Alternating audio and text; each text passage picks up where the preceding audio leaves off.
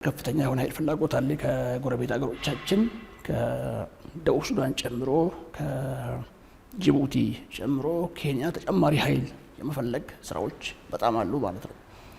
እንግዲህ የነሱ ፍላጎት ብቻ ሳይሆን ከኛ ደግሞ በእጃችን ምን አለ የሚል በጣም ወሳኝ ጉዳይም አለ። ኃይል ማቅረብ የምንችለው ባበረትነው ልክ ነው። ስለዚህ አሁን ባለን ደረጃ በጣም ብቃትም አለን፣ ብዙ ኃይል ማመንጨት እንችላለን ማለት ነው።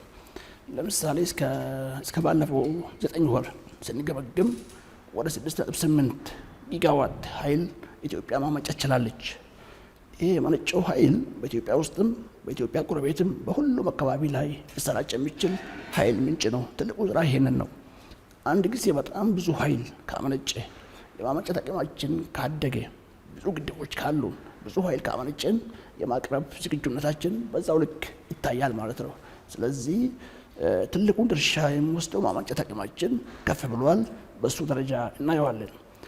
ሁለተኛው በሀገራት መካከል ያለው የመሰረተ ልማት ዝርጋታ ነው። በጅቡቲም በኬንያም በሱዳን በኩልም ያለው የኃይል መስመር ተዘርግቷል። በጣም ትልቅ ፓወር የሚሸከሙ የኃይል መስመሮች ተዘርግቶ ስራ ላይ ይገኛሉ።